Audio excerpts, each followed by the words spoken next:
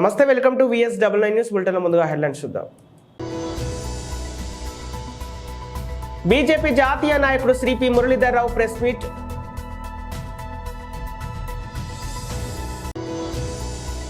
"15 రోజుల్లో కొలువులు పత్రాలు ఇస్తారని మాట ఇచ్చా, 10 రోజుల్లోనే ఇచ్చిన మాట నిలబెట్టుకున్న రేవంత్ రెడ్డి." సీఎం రేవంత్ రెడ్డికి కాంగ్రెస్ నేతలకు మాజీ మంత్రి MLA Harish Rao strong counter ఇచ్చారు.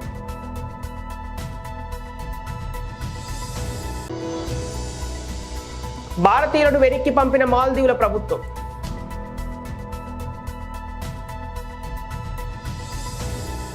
బీజేపీ జాతీయ నాయకుడు Shri P Muralidhar Rao press meet. Media మిత్రులకు నమస్కారం. ఈరోజు మీడియా సమావేశంలో ఎక్స్ నేషనల్ జనరల్ సెక్రటరీ గారు మరియు మధ్యప్రదేశ్ ఇన్ఛార్జ్ పి మురళీధర్ రావు గారు మాట్లాడతారు. వారితో పాటు రాష్ట్ర కార్యదర్శులు ప్రకాష్ రెడ్డి గారు, మాధవి గారు, కపిలవాయి రవీందర్ గారు, చార్జ్షీట్ కన్వీనర్, నేను సునీతారెడ్డి స్పోక్స్ పర్సన్, వారితో పాటు మీడియా కార్యక్రమంలో పాల్గొంటున్నాం. ప్రారంభిద్దామా? మీడియా మిత్రులందరికీ కూడా ఈరోజు సమావేశానికి స్వాగతం. మిత్రులారా, గత కొద్ది రోజులుగా తెలంగాణ రాష్ట్ర వ్యాప్తంగా ఒకవైపు అసెంబ్లీ నడుస్తున్నటువంటి, శాసనసభ నడుస్తున్నటువంటి సమయంలో అనేకమైనటువంటి రాజకీయ, నేను మాట్లాడుతున్న ప్రకారము రాజకీయ డ్రామా కార్యక్రమాలు సమానాంతరంగా నడిపిస్తున్నారు. మొదటిగా, ఇంతకుముందు కూడా నేను మీడియా సమావేశంలో మాట్లాడాను. ఇంతకుముందు కూడా మీడియా సమావేశంలో నేను మాట్లాడాను.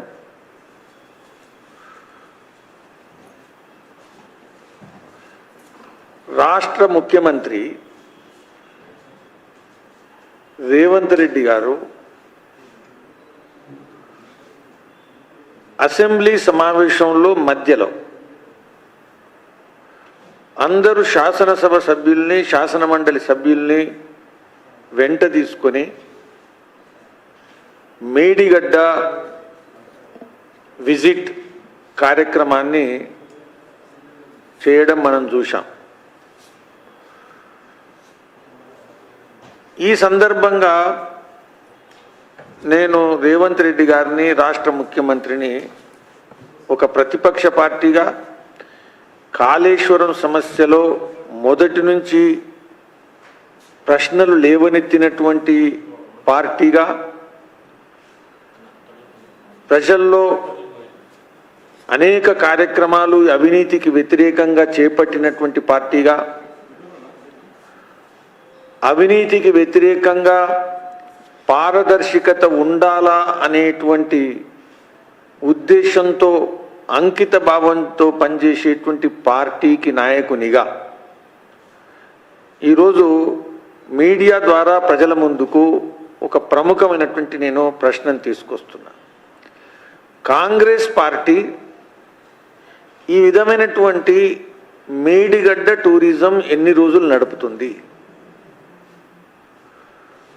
మేడిగడ్డ టూరిజం పేరు మీద రాజకీయ డ్రామా, ప్రజల యొక్క దృష్టిని మరల్చడం కోసం ఇంకా ఎన్ని రోజులు వీళ్ళు నడిపిస్తారు? అవినీతికి వ్యతిరేకంగా పోరాటాన్ని ప్రకటించినటువంటి PCCI అధ్యక్షుడు రేవంత్ రెడ్డి, సిబిఐని డిమాండ్ చేసినటువంటి సిబిఐని మా పార్టీ అధ్యక్షులైనటువంటి కిషన్ రెడ్డి గారిని సిబిఐ తీసుకురావడంలో సహకరించాలని కోరినటువంటి వ్యక్తి, ఈరోజు రాష్ట్ర ముఖ్యమంత్రి అయిన తర్వాత దర్యాప్తు అనేటువంటి విషయాన్ని కంప్లీట్గా గోదావరిలో కాళేశ్వరంలో కలిపేశాడు. ఒకసారి నేను మొదలు అందరికీ తెలుసు, కానీ అందరికి కూడా నేను ఒకసారి మీ అందరి ముందు వీడియో ఆ ఒక క్లిప్ చూపిస్తున్నా.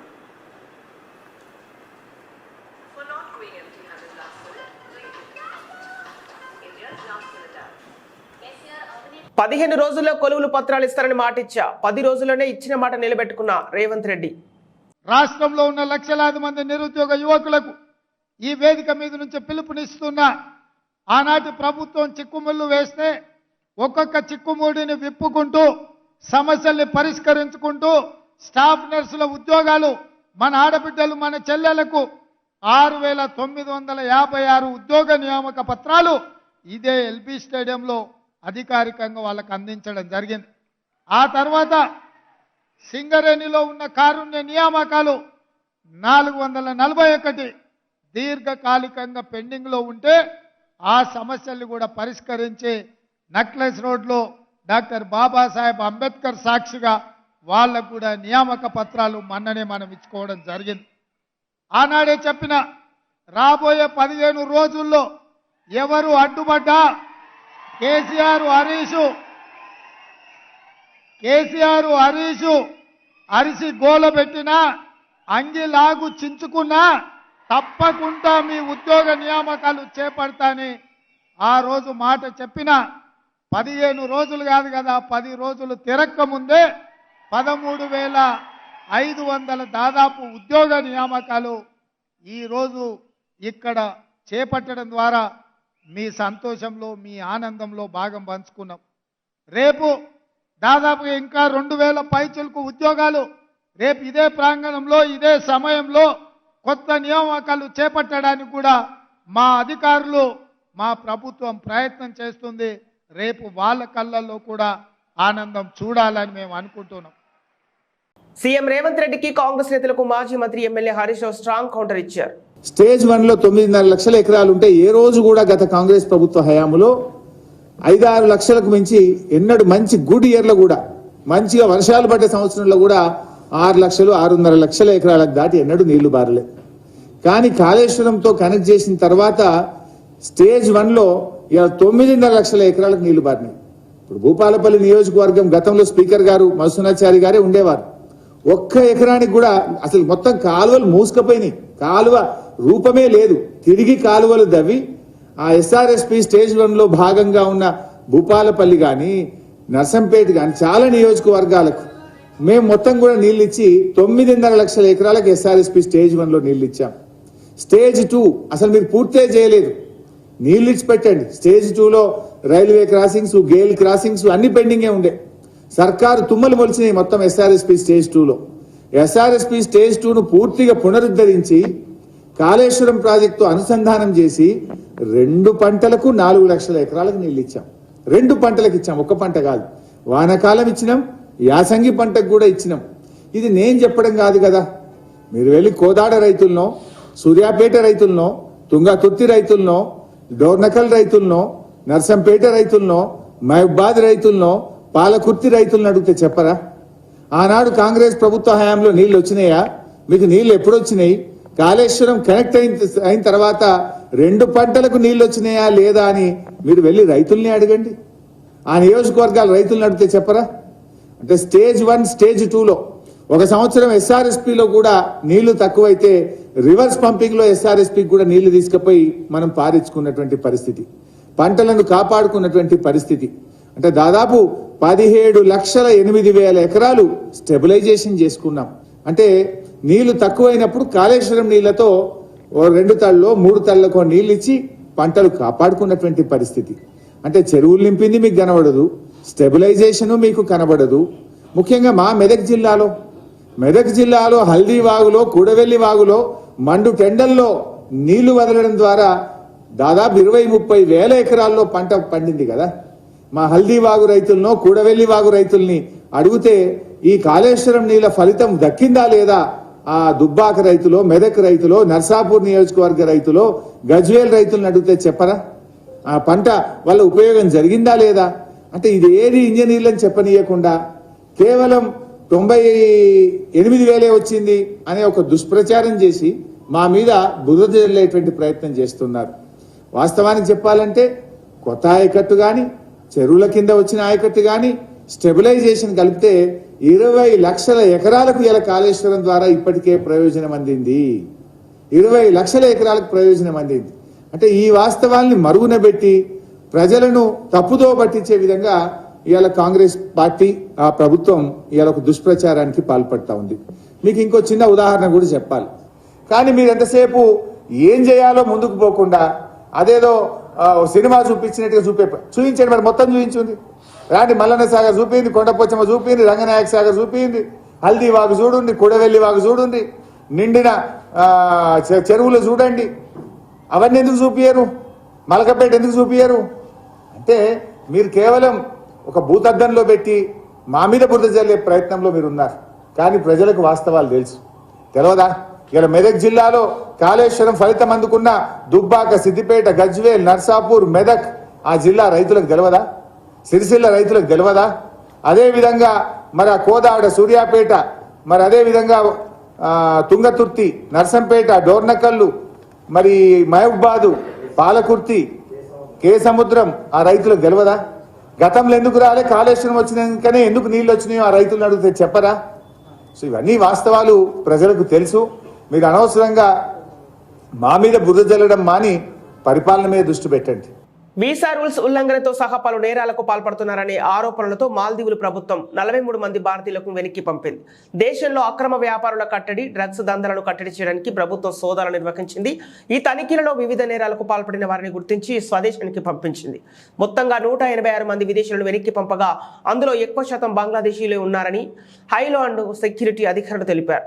వీసా మ్యానిపులేషన్, గడువు తీరిన అక్రమంగా దేశంలోనే ఉండటం, డ్రగ్స్ దందాలకు పాల్పడుతున్న వారిని అదుపులోకి తీసుకున్నట్లు చెప్పారు. వారి బ్యాంకు ఖాతాలను సీజ్ చేసిన వారి దేశాలకు పంపించామని వివరించారు.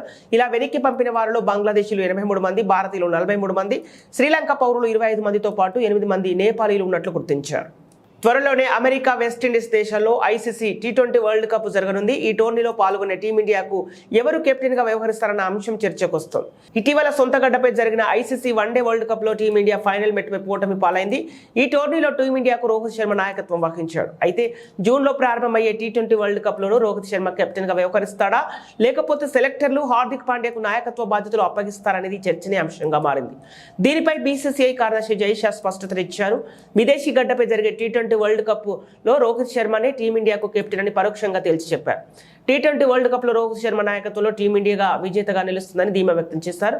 జూన్ 30న బార్బడోస్ లో జరిగే ఫైనల్లో రోహిత్ శర్మ సారథ్యంలోని టీమిండియా గెలవడం ఖాయమని జైషా పేర్కొన్నారు. అయితే గత ఏడాది సొంత గడ్డపై అహ్మదాబాద్ లో జరిగిన వరల్డ్ కప్ ఫైనల్లో టీమిండియా ఎందుకు ఓడిపోయిందన్న దానిపై స్పందించేందుకు మాత్రం జైషా నిరాకరించారు. ములుగు గట్టమ్మ ఎదురుపిల్ల సమ్మేళన కార్యక్రమానికి ముఖ్య అతిథిగా హాజరైన తెలంగాణ రాష్ట్ర పంచాయతీరాజ్ గ్రామీణాభివృద్ధి శిశు సంక్షేమ శాఖ మంత్రి వర్యులు డాక్టర్ ధనసరి అనసూయ సీతక్క ములుగు గట్టమ్మ దేవాలయ ప్రాంగణంలో ఆదివాసీ నాయకుడు సంఘం ఆధ్వర్యంలో ఏర్పాటు చేసిన గట్టమ్మ ఎదురుపిల్ల సమ్మేళన కార్యక్రమానికి ముఖ్య అతిథిగా హాజరైన పంచాయతీరాజ్ గ్రామీణాభివృద్ధి శ్రీ శిశు సంక్షేమ శాఖ మంత్రివర్యులు డాక్టర్ అనసూయ. ఇక ఈ కార్యక్రమంలో మాజీ కేంద్ర మంత్రివర్యులు పోరిక బలరాం నాయక్తో పాటు ఆదివాసీ నాయకు పోడు పెద్ద మనుషులు తదితరులు పాల్గొన్నారు.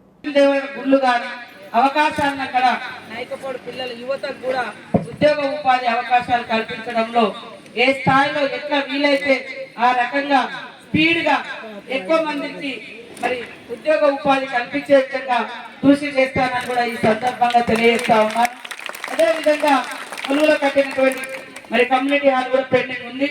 ఎందుకంటే నా నిధులు గత ప్రభుత్వం ఆపేయడంతో నేను అది పూర్తి చేయలేకపోయినా ఇప్పుడు అంత జాతర అయిపోగానే మీరు ఎక్కడెక్కడైతే లక్ష్మీదేవర గుళ్ళు ఎక్కడెక్కడైతే పెండింగ్ ఉన్నాయో, అదేవిధంగా ఇంకా ఏ పనులు అయితే ఉన్నాయో అవన్నీ కూడా స్పీడప్ చేసి మీకు అభివృద్ధితో పాటు మన పూర్వీకులు ఇచ్చినటువంటి మన లక్ష్మీదేవరకు ఒక నీడ, ఎందుకంటే దేవుడు మనకు నీడ, కానీ దేవుడు మరి ఎక్కడో ఉండే పరిస్థితి రాకుండా ఖచ్చితంగా ఏర్పాటు చేస్తానని కూడా తెలియజేస్తా ఉన్నాను. గతంలో కూడా అటు కూర్పుపేట కానీ, కొద్ది వెంకటాపురం కానీ, ఏటు నాగారం కానీ, అదేవిధంగా మరి మొన్న చెల్పాకులు మన చిన్న సర్పంచ్ గారు కానీ ఇట్లా కొన్ని ఏర్పాటు చేసిరు. ఇంకా కూడా ఎక్కడెక్కడ కలర్స్ అయ్యాక కూడా ఇబ్బంది పడుతున్నమాట వాస్తవం. తప్పకుండా నా యొక్క సహాయ సహకారాలు ఉంటాయని తెలియజేస్తూ మనోళ్ళు కూడా మంచిర్యాలలో, నేను అక్కడ జిల్లా ఇన్ఛార్జిగా ఉన్నా కాబట్టి గాంధారి మైసమ్మ దేవాలయం కూడా నన్ను ఆల్రెడీ పిలిచిండ్రు. నా చేతుల మీదనే వాళ్ళు పోస్టర్ కానీ ఇన్విటేషన్ కానీ ఆల్రెడీ ఓపెన్ చేయించడం జరిగింది. ఇక్కడ జాతర కల్లారే అక్కడ ఉంది. ఖచ్చితంగా సమ్మక్క సారక్క జాతర అయిపోయి మరి వాళ్ళని వనప్రవేశం చేసి మరి మళ్ళీ అక్కడికి కూడా మన నాయకపోటు జాతి నిర్వహిస్తున్నటువంటి జాతరకు కూడా వెళ్ళి, ఎందుకంటే చేయాలి కాబట్టి ఆ దేవుళ్ళని కాపాడుకోవాలి, దేవుళ్ళ ద్వారా మన గుర్తింపును కాపాడుకోవాలి. అదేవిధంగా ప్రభుత్వాల నుంచి కూడా ఆ జాతర నిర్వహణ కోసం ఆ చుట్టుపక్కల ఉన్నటువంటి గ్రామాల ప్రజల సమస్యలు కూడా తెలుసుకుంటుంటే ఆ గ్రామాలు కూడా అభివృద్ధి అవుతాయి. ఈ రోజు సమ్మక్క సారలమ్మ అక్కడ మనకు జాతర అవుతున్నది కాబట్టి ఏ ప్రభుత్వాలైనా ఆ చుట్టుపక్కల ఒక 50-60 కిలోమీటర్ల వెడల్పులో ఉన్నటువంటి గ్రామాలకు కూడా మనం నిధులు ఇస్తూ ఉంటాం, రోడ్ల కోసము, లేకుంటే కమ్యూనిటీ హాల్స్, ఇంకేదో గుడులో బళ్ళు లేదా చుట్టుపక్కల ఉన్నటువంటి గుళ్ళ డెవలప్మెంట్ కోసము ఇట్లా జరుగుతుంది. కాబట్టి ఖచ్చితంగా అలాంటి అభివృద్ధి అనేది మనం అందరం చేసుకుందామని తెలియజేస్తూ మీ అందరి సహాయ సహకారాలతోటి మరి మంచి జరగడం కోసం మీకు అందరికి తోడుగా ఉంటానని ఈ సందర్భంగా తెలియజేస్తూ, తప్పకుండా ఎప్పుడు ఏ సమస్య ఉన్నా చెప్పండి. మీ ఆడబిడ్డగా మీ అందరికి తోడుగా ఈ ప్రాంత బిడ్డగా ఈ అందరి ఆడబిడ్డగా ఉంటారని తెలియజేస్తూ అందరికీ నమస్కారాలు. జై లక్ష్మీదేవి తల్లి. తిరుపతి జిల్లా చంద్రగిరి నియోజకవర్గం పాకాల మండలం మద్దినాయపల్లి పంచాయతీకి చెందిన 50 కుటుంబాలు అధికార పార్టీని విడి చిత్తూరు జిల్లా తెలుగుదేశం పార్టీ పార్లమెంట్ అధ్యక్షుడు చంద్రగిరి నియోజకవర్గ ఎమ్మెల్యే అభ్యర్థి పులివర్తి నాని సమక్షంలో బుధవారంలో పార్టీలో చేరారు. ఈ సందర్భంగా పెద్ద రామపురం పంచాయతీ, వెంకటరామపురం నుంచి మద్దినాయనపల్లి పంచాయతీ, కొత్తవడ్డిపల్లి వరకు బైక్ ర్యాలీ నిర్వహించారు. పులివర్తి నానికి అడుగడుగున హారతులు పట్టి గజమాలతో సత్కరించారు. అనంతరం ఏర్పాటు చేసిన బహిరంగ సభలో పులివర్తి నాని మాట్లాడారు. నియోజకవర్గంలో ప్రజలందరూ నాకు సమానమే, రామారావు అడుగుజాడులో నడుస్తున్నానని తెలిపారు. చంద్రబాబు, లోకేష్ మమ్మల్ని ముందుండి నడిపిస్తున్నారని చెప్పారు. ఇక ఏ సమస్య తలెత్తినా అర్ధరాత్రి పిలిచినా వస్తాను. ఎలక్షన్స్ కోసం వచ్చి మాయమాటలు చెప్పడం నాకు అలవాటు లేదు. వారంలో నోటిఫికేషన్ వస్తుంది, మీరు లేకపోతే నాయకులు లేరు. ఎవరికి నేను వ్యతిరేకం కాదు. నా కార్యకర్తలు, నా కుటుంబ సభ్యుల జోలికి వస్తే తాట తీస్తా అన్నారు. ఆక్రమించుకున్న డికేటీ భూములు లిస్ట్ నా దగ్గర ఉంది. అందరూ లెక్కలు తేలుస్తా. నల్లబండ చెరువు తెగిపోయిందని ఏమీ చేయకుండా బిల్లులు పెట్టుకుని తింటున్నారని ఆరోపించారు. ఎమ్మెల్యే ముఖ్య అనుచరుడు, అత్యంత సన్నిహితుడు, స్వర్గీయ ముంగిలిపట్టి రామనాథం కుమారుడు, సీనియర్ నేత విక్రమ, వార్డు మెంబర్ కుమారస్వామిలతో పాటు మల్లికార్జున్, చంద్రశేఖర్, సుబ్రహ్మణ్యం, రవికుమార్, భాస్కర్, శ్రీనివాసులు, ఉదయం కుమార్, కృష్ణమూర్తి, కిషోర్, బాబీ, జగదీష్, లక్ష్మీపతితో పాటు మరికొందరు తెలుగుదేశం పార్టీలో చేరారు. వీరందరికీ పులివర్తి నాని టీడీపీ పార్టీ కండువాలు కప్పి ఆహ్వానించారు. అధ్యక్షులు కృష్ణమూర్తి గారికి మరియు ఇతర ముఖ్య నాయకులకు, జనసేన పార్టీ నాయకులకు, అలాగే ఇక్కడికి విచ్చేసినటువంటి తెలుగుదేశం మరియు జనసేన పార్టీ కార్యకర్తలకు నా హృదయపూర్వక ధన్యవాదాలు. నేను చాలా తొందరగానే ముగిస్తానండి. కొన్ని విషయాలు చెప్తాను, దయచేసి ఆలోచించండి. ప్రతి బండికి ఒక వైఎస్ఆర్సీపీ కార్యకర్తకు కానీ లేదా వాళ్ళ సాధారణ ఓటర్ ఉండేటువంటి ఇంటికి కానీ మా నమ్మకం నువ్వే జగన్ అనేటువంటి స్టిక్కర్ చాలా గట్టిగా కనపడుతుంది. ఎందుకంటే వాళ్ళు ఎక్కువ ఖర్చు పెట్టేది ఈ స్టిక్కర్లకి, పనికిమాలిన పనులకి అనమాట. వాస్తవంగా అయితే మా నమ్మకం నువ్వే జగన్ అని ఆయన అంటుంటే వాళ్ళ చెల్లెలు ఇద్దరు రోడ్డు ఎక్కి మాకు మీ మీద నమ్మకం లేదు జగన్ అని రాష్ట్రం మొత్తం తిరిగి మరీ చెప్తున్నారు. ఒక చెల్లెలేమో రోడ్లు ఎక్కితే ఇంకో చెల్లెమో డైరెక్ట్గా సుప్రీంకోర్టు మెట్లెక్కేసింది వెళ్ళి. ఇంకొక ఈయన చెప్పిన ఇదేంటంటే నేను విన్నాను, నేను ఉన్నాను అని. సొంత బాబాయిని గొడ్డల పొడితో వేసేస్తే ఆయన అసలు లేడు, ఆయనకి అసలు అది వినపడలేదు. సొంత చెల్లెలకి న్యాయం చేయలేని వ్యక్తి ఆంధ్ర రాష్ట్ర ప్రజలందరినీ నన్ను నమ్మండి నమ్మండి నమ్మండి అని అంటూనే ఉన్నారు కంటిన్యూస్గా. అదేదో ఒక పెద్దోళ్ళు సామెత చెప్తారు, అమ్మకి అన్నం పెట్టినోడు పిన్నమ్మకు పట్టిచేరు పెడతానన్నాడంట. ఇది ఎట్లా ఉందంటే ఇంట్లో చెల్లెల్ని పట్టించుకోడు, ఇంట్లో చెల్లికి న్యాయం చేయడు, 3 కోట్ల ప్రజలకి ఆంధ్ర రాష్ట్రంలో ఉన్నటువంటి ప్రజలందరికీ నేను న్యాయం చేసేస్తా అంటాడు. సో ఇలాంటివి చాలా ఉన్నాయి. వాస్తవంగా అయితే కొంతమంది వ్యక్తులు ఏమంటున్నారంటే మనం ఎదుర్కొంటున్నది ఒక మూర్ఖుడితో, ఒక ఎక్కువ అవినీతి సొమ్ము ఉన్నటువంటి ఒక నాయకుడితో. సో మన పరిస్థితి ఏంటి అంటే నేను ఒకటే చెప్తానండి, 10 తలలు ఉన్న రాక్షసుడికి, ఎవరో రావణాసురుడికి. రాక్షసుడు అంటేనే ఒక క్రూరత్వమైనటువంటి స్వభావం కలిగినటువంటి వ్యక్తి. 10 తలలున్నా ధర్మం గెలిచిందా అధర్మం గెలిచిందా అంటే 10 తలలున్న రావణాసురుడి మీద 1 తలలున్న రాముడే గెలిచాడు. ఆ రాముడు మన వైపే ఉన్నాడు. ఇది ఎప్పటికైనా సరే మనం వందల వేల సంవత్సరాలు చూసుకున్నా అధర్మం పైన గెలిచేది ధర్మమే, గెలిచేది నాని అన్నే. కాకపోతే అది మనందరం బాధ్యత తీసుకోవాలి. తాయిలాలకు అలవాటు పడద్దండి. దయచేసి ఇందాక పెద్దలు చెప్పినట్టు తాయిలాలు ఇచ్చినా పుచ్చుకోండి, ఎందుకంటే అది మన సొమ్ము, అవినీతి సొమ్ము. కానీ ఓటు మాత్రం దయచేసి జనసేన తెలుగుదేశం ఉమ్మడి అభ్యర్థి అయినటువంటి నాని అన్న గారికి, ప్రజలకి ఎల్లప్పుడూ అందుబాటులో ఉండే నాని అన్న గారికి ఒక్క అవకాశం ఈసారి ఇచ్చి మనం అందరూ అత్యధిక మెజారిటీతో నాని అన్న గెలిపించుకోవాల్సిందిగా మనస్ఫూర్తిగా కోరుకుంటూ స్వయం కృషి సేవా సంస్థ అధ్యక్షులు షేక్ నాయబ్ రసూల్ నిజాయితీకి నిలువుటద్దం, నిస్వార్థంగా సేవే లక్ష్యంగా మంచితనానికి మారుపేరుగా నిలుస్తూ సమాజ సేవ చేస్తున్న గొప్ప స్ఫూర్తి ప్రదాత, సేవ తత్పరుడు, సహాయ గుణం, మంచి మనసు గల వ్యక్తి నాయబ్ రసూల్ సేవలు గుర్తిస్తూ గ్లోబల్ హ్యూమన్ పీస్ యూనివర్సిటీ వారు గౌరవ డాక్టరేట్ను చెన్నైలో భారతీయ విద్యాభవన్లో అందజేశారు.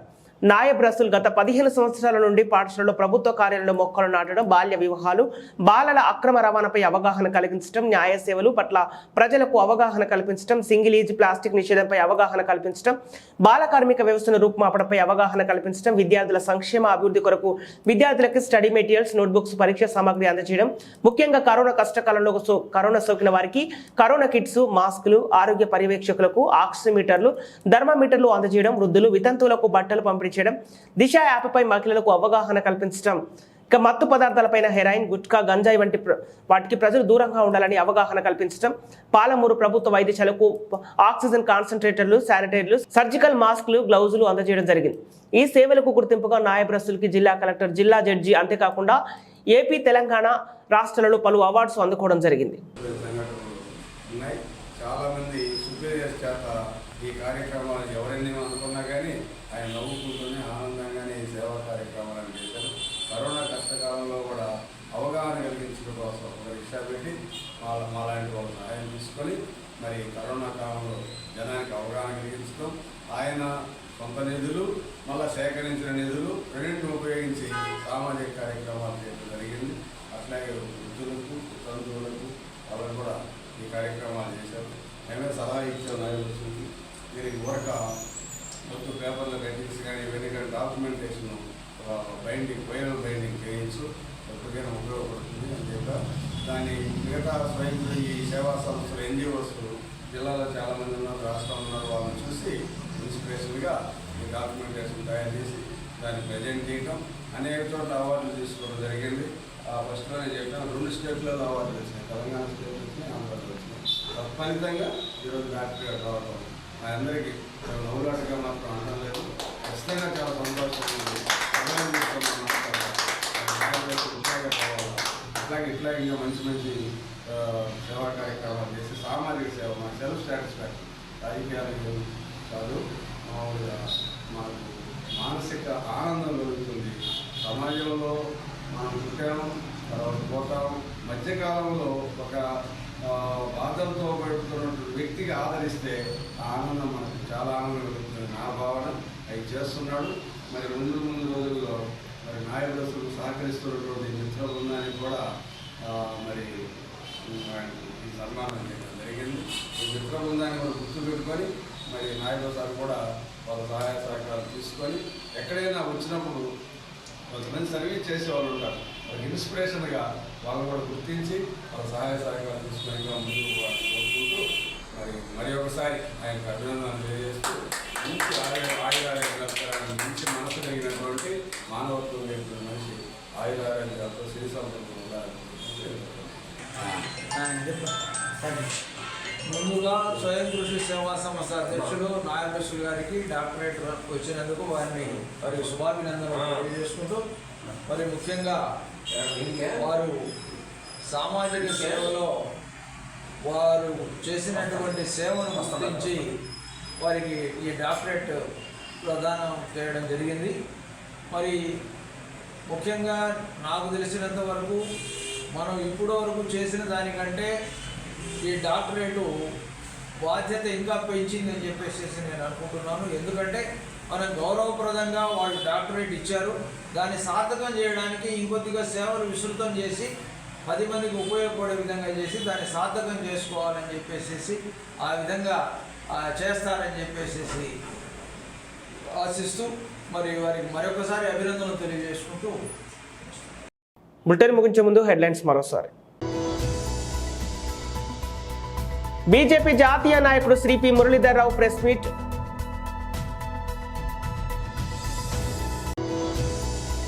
"15 రోజుల్లో కొలువులు పత్రాలు ఇస్తారని మాట ఇచ్చా, 10 రోజుల్లోనే ఇచ్చిన మాట నిలబెట్టుకున్న రేవంత్ రెడ్డి.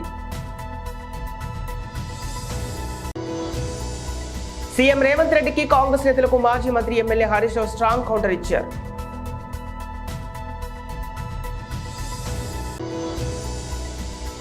భారతీయులను వెనక్కి పంపిన మాల్దీవుల ప్రభుత్వం.